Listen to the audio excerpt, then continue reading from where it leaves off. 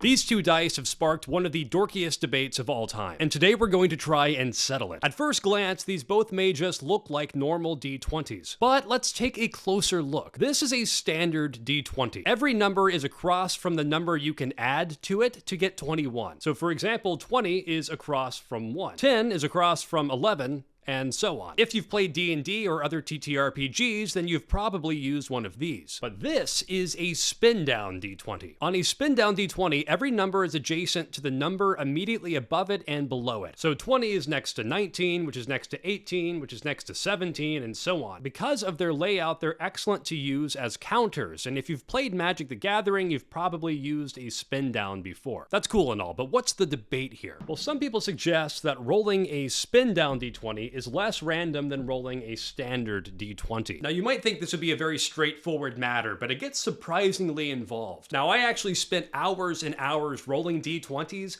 literal thousands of times, in order to try to get to the bottom of this with some experimentation. But before I tell you the results of that experiment, let's talk a little bit about the dice theory behind all of this. Consider pausing the video now to comment what you think. Do you think a spindown is less random than a standard? Do you not care? Have you never heard of this before and you don't really know how you got here? Any of the above, let me know. And now, let's get into it. Let's assume that the most random D20 you can have is one that has an equal 5% chance of rolling any given number on the die. And we're going to call this theoretical die the perfect D20. This is the table of rolls of a perfect D20. There's 20 rolls, one for each number from 1 to 20. The expected average roll is 10.5, the median roll is 10.5, and the standard deviation is 5.9. But how does that help us with these? Well, even though their layouts are different, these are both D20s with the same number of sides and the same numbers on them. So if they're both perfectly balanced, they should have the exact same expected outcome. I even made a table for each one, following the spin down pattern for both the spin down and the standard, but of course that order doesn't affect the stats, because unless you're rolling in a very non-random, very specific way every time, the layout on the die should not affect what numbers are being rolled. And so on paper, if these are both perfectly balanced, then they are the same as the perfect D20 and therefore the same as each other. And so there is no difference between the two. And so that's it.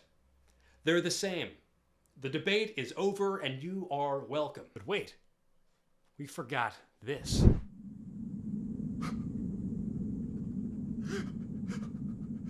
Oh dear God. It's reality. Because yeah, guess what? We live in the real world. And in the real world, these dice are manufactured. And what that means is unless you float test every single die you get, you can't really know for sure whether every die is perfectly balanced. So what that means is that between the spin down and the standard, we know that if they're perfectly balanced, they're the same. But what if they're not? Let's assume for a moment that both of these dice are equally unbalanced. For the sake of demonstrating this, let's assume that both of these dice, both the standard and the spin down, are equally unbalanced and both roll exclusively on the same 5-face side of the die, being these 5 faces where the 20 is on the bottom. On a standard, that includes a 2, 18, 4, 14, and 20. And on the spin down, that includes a 16, 17, 18, 19, and 20. Now remember our perfect D20, an average of 10.5, a median of 10.5, and a standard deviation of 5.9. The more fair a D20 is, the more closely it should resemble these stats. So what are the stats of our two theoretically unbalanced dice? Now, for our unbalanced spin down D20 that only rolls on these 5 sides, we would expect an average of 18, a median of 18, and a standard deviation of 1.5. Not only is the average and median way off from the perfect D20, but its spread is very small, which of course we knew already just by looking at the numbers. And for comparison, here is our unbalanced standard D20, which has a much wider range of numbers. Its expected average is 11.6, its expected median is 14, and its expected standard deviation is 7.5. Not only is its expected median and average much closer to the perfect D20, it also has a much wider spread than the spin down. Therefore, in this example, the standard D20 is much more fair to roll when compared to the spin down, if only because it has a much wider range of values and also more closely resembles the statistics of the perfect D20. But there were no cases that I could find where the standard D20 was as far off from the perfect D20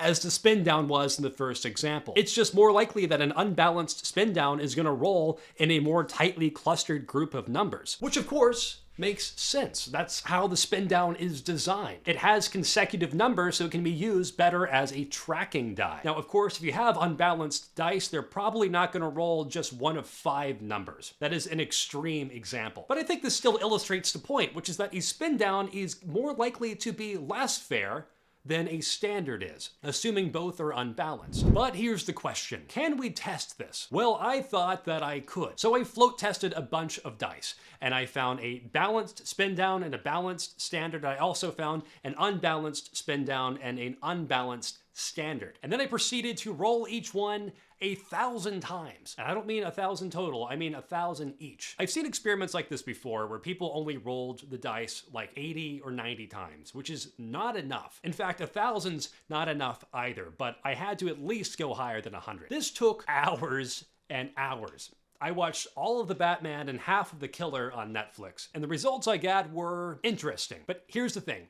Doing that took a lot of time. Adding that much time to a video like this makes the video inherently more risky. With all of that being said, if you've watched to this point, please consider just liking the video, subscribing to the channel if you want to see more stuff like this, share this with someone you know, comment anything you want down in the comments section. And if you happened to notice the fashionable shirt I'm wearing, this is actually the first shirt in my merch store, which you can find linked below. Anyway, let's get back into it. Get my computer. So the standard dice that the float test said was fair rolled with an average of 10.34, a median of 10, and a standard deviation of 6.17. Compare that to the perfect D20, it's not that far off. This is a standard D20 that a float test said favored one side over the other. It had a lower average of 10.18, still a median of 10, and a lower standard deviation of 5.65. I know all of this is very exciting, just stick with me a bit longer. And then we had our spin down, which the float test said was unfair. I'm going to talk a bit more about this float test in particular in just a moment, but the stats on this one were quite a bit different than what I was hoping for. We had an average of 10.31, a median of 10, and a standard deviation of 6. Pretty much just as close to the perfect D20 as the fair standard D20 was. Just a little bit further off, but not a lot. Now, I didn't actually end up rolling the spin down D20 that the float test said was fair, because one, it had been like 3 or 4 hours and I just wasn't willing to commit that much more time to it. And two, I basically already had the information that I needed. So at the end of the day, what did this experiment tell us? You would have expected the spin down D20 that was unbalanced to roll significantly different, or at least a lot worse than the standard D20 that was unbalanced. But in fact, it rolled very similar to the standard D20 that was balanced. Does that mean that I've proved my theory to be wrong? Well, there are 2 important considerations that I haven't really brought up yet. First, when I was float testing the dice, the spin down D20 that I identified as unbalanced was just barely unbalanced. It was very hard to tell for sure whether it was actually unbalanced or whether it just happened to hit the same numbers several times in a row. Because as it turns out, the batch of spin down D20s that I got were really well made. Second big consideration here is the number of rolls. 1,000 rolls might sound like a lot,